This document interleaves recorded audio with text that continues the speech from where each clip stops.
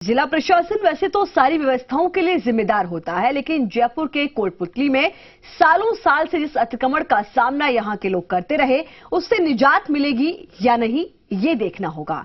दरअसल नए कलेक्टर साहब इन दिनों एक्शन मोड में नजर आ रहे हैं। देखिए रिपोर्ट।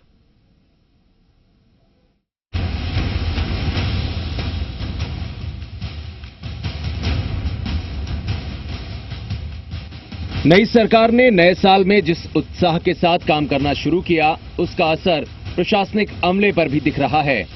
जयपुर जिला कलेक्टर जगरूप सिंह यादव कोटपुतली के दौरे पर निकल पड़े। चौक चौराहों और बाजारों में फैला अतिक्रमण कलेक्टर साहब की आंख में खटक गया। फौरन कलेक्टर जगरूप यादव ने उपखंड अधिकारी और अन्य विभागों को व्यवस्था दुरुस्त करने का निर्देश दे डाला। तो मैं समझता हूं कि जो थड़ी और ठेला की जो लगाने की परंपरा है, उसके लिए स्थान चिन्हित किया जाना चाहिए। और दूसरा, मैंने एसटीओ साहिबा को निर्देश दिए कि देखिए कि अस्थायी अतिक्रमण के संबंध में क्या उनके व्यावहारिक हल हो सकते हैं। दरअसल कोटपुतली शहर के हालात लंबे समय से ऐसे ही हैं।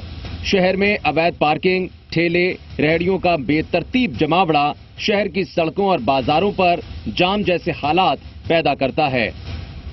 राजस्थान रोडवेज कार्यालय पास सर्विस लेन के पास पूरी सड़क अतिक्रमण की चपेट में है। मैं अभी आया हूं इधर से, यहाँ जाम की स्थिति रही 10 मिनट लगभग जाम में फंस गए।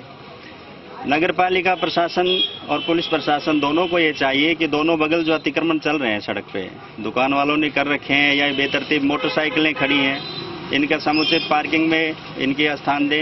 रास्तों की बहुत बुरी हालत हो रही है, देख लो ना, अब निकलने के लिए रास्ता भी नहीं है। 20 सड़क पे से निकलना पड़ता है और दुकानें 10-10 फुट आगे निकाल रखी हैं। प्रशासन बिल्कुल ही लापरवाही हो रही है प्रशासन की। इतना ही नहीं, उपखंड कार्यालय के पास का भी यही हाल है। मिठाई की दुकान चलाने वाले दुकानदारों ने दुकान के आगे 10-10 फीट से ज्यादा का हिस्सा कब्जा कर रखा है। यानी कह सकते हैं कि प्रशासन की नाक के नीचे अतिक्रमण हो रहा है और किसी अधिकारी ने आज तक इसे हटाने की जहमत तक नहीं उठाई। इस अतिक्रमण के अंदर जो है वो वैसे देखा जाए तो ये समस्या पूरे नगर की है। इसके लिए अगर जिम्मेदार है तो नागरिक के साथ साथ प्रशासन जो है, और प्रशासन में स्थानीय नगर पालिका जो है वो सबसे ज्यादा इस चीज के लिए जिम्मेदार मानता हूँ। कोटपुतली सिटी जो है, इसका टोटल जो भी आदमी सिटी के अंदर आता है, टोटल के टोटल इस अतिक्रमण की वजह से परेशान है और ये बहुत बड़ी समस्या है कोटपुतली के लिए। इसमें नगर पालिका की मैं तो उदासीनता ही बताऊंगा। आम लोगों की माने तो शहर की नगर पालिका अब नरक पालिका हो चुकी है। कोटपुतली शहर में कहीं भी पार्किंग व्यवस्था नहीं है, इसलिए सड़क पर जहां तहां गाड़ियां खड़ी नजर आती हैं।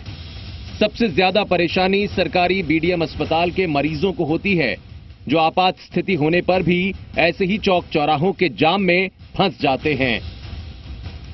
पुलिस कार्रवाई तो करती है, अतिक्रमण हटता भी है, लेकिन अस्थायी तौर पर। कुछ समय के बाद हालात जस के तस हो जाते हैं। कोटपुतली में मेन चौराहे से लेकर नगर पालिका तिराहे तक मेन रोड भी है और मुख्य बाजार भी है।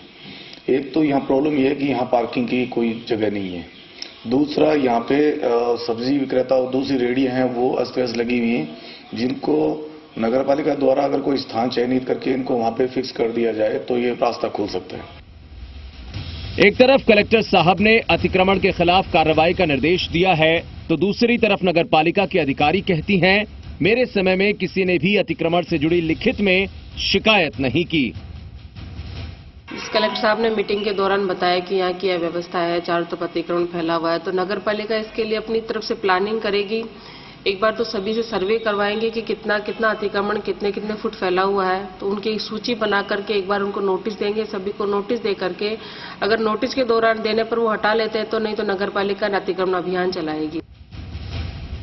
खैर, कोटपुतली के हाल भी वही हैं जो कमोबेश हर सरकारी व्यवस्था के दिखते हैं।